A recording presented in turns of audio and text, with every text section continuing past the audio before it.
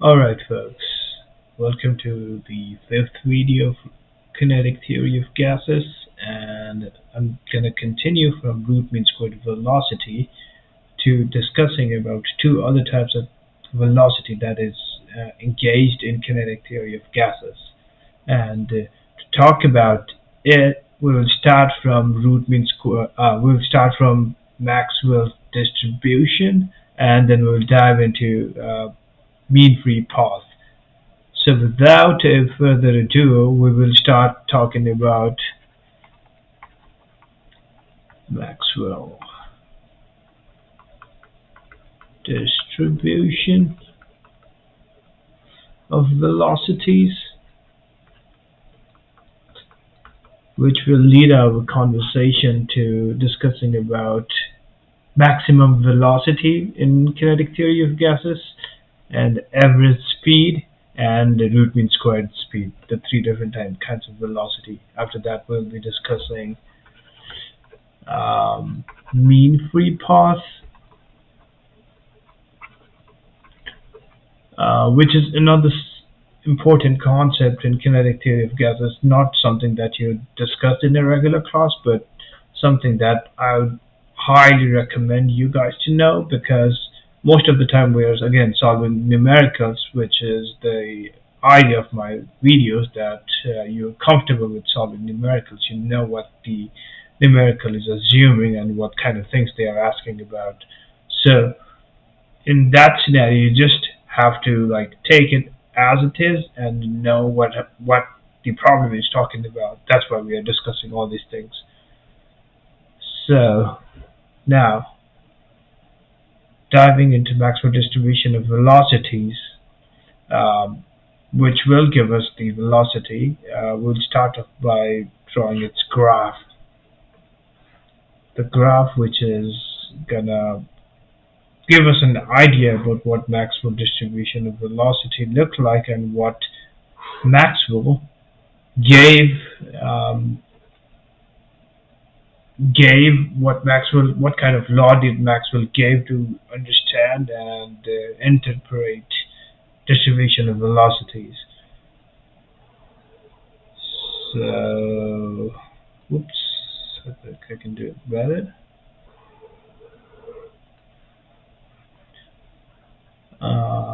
Fraction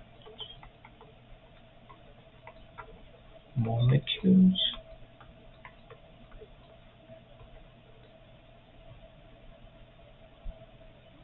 velocity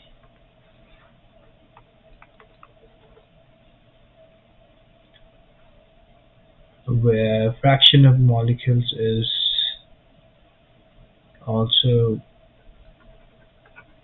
to be told as dN by dV, and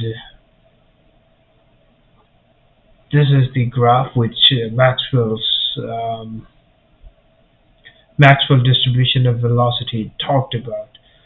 So in it, the underlying idea about fraction of molecules that Maxwell distribution of velocity talks about is similar to what we have done, or what we usually study in statistics. It's like if we assume this part of our graph, let me change color, then the probability of having a particle in between this point where v is equals to 0 and v equals to v is slightly less probable compared to this area where velocity is equals to v prime, and the velocity at this point v nu is v double prime. Similarly, we can assume for the fact that this is another stripe and the velocity on this point is v, and say is v triple prime, and this is V final, say, is V 4 primes. It might not make sense that what rubbish I'm talking about. Why are we even bothered to know about like fractional distribution of velocities and stuff? But the underlying idea about Maxwell distribution of velocity is if we compare these two, three different points, say, let me change color, two and three different stripes, then the idea of Maxwell distribution of velocity is if we assume under a graph how every other molecule is moving, then it is somewhat Gaussian. Gaussian in a way it follows a bell curve, which is not a bell curve in this case, but I'm just giving a slight loose analogy of what's happening. So if we consider that to be the case, then it is quite self-explanatory that this part is most probable because there's a higher chance of a body or a higher chance of the molecules having velocity in this range compared to this other at point 3 and point 1. So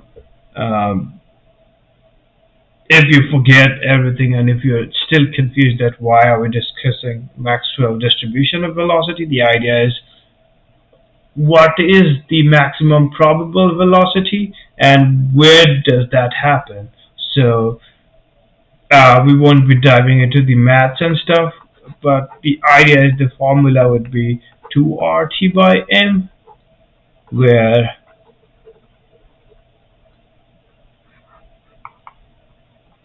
most probable, where R is 8.314, T would be absolute temperature in Kelvin, and mass m is molar mass.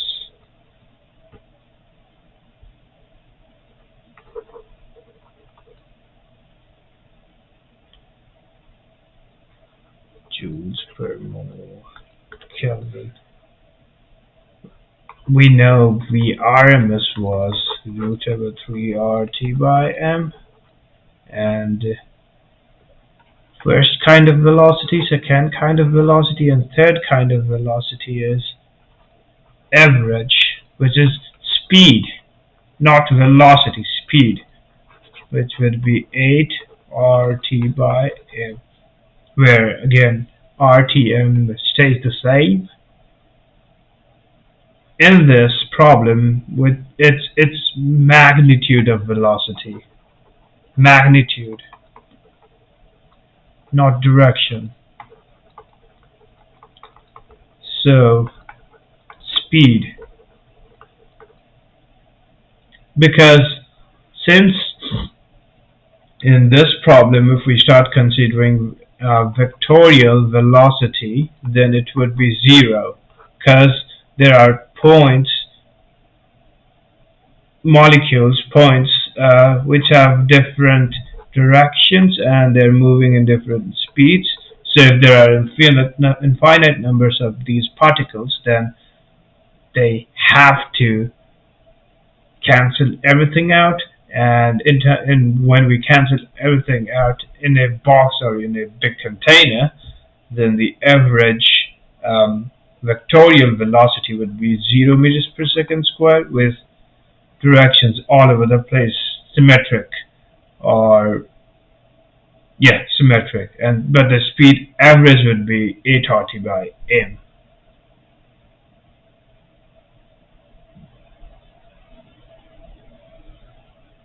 Now, and in this problem, the area under graph,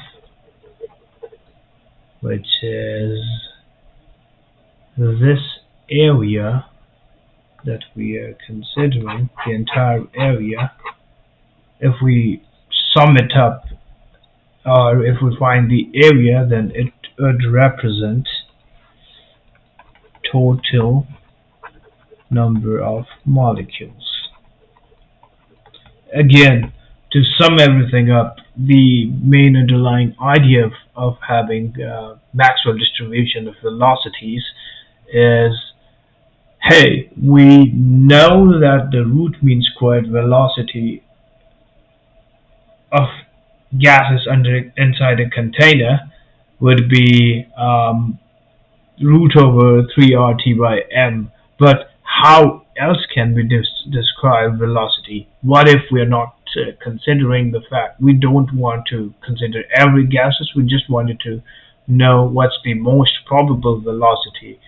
In that scenario, Maxwell distribution steps in and it gives us the most probable velocities equation, which is 2 RT by m whole square root of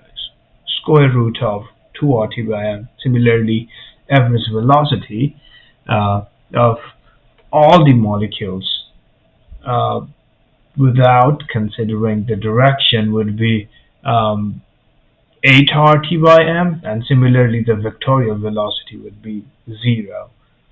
That should be the underlying idea that you should remember out of this Maxwell distribution curve. Um, I'll just break the video over here. The next video will be about mean free path, where we're gonna talk about mean free path of different gas molecules and how we can deduce an equation of mean free path when two different molecules collide with each other and gives out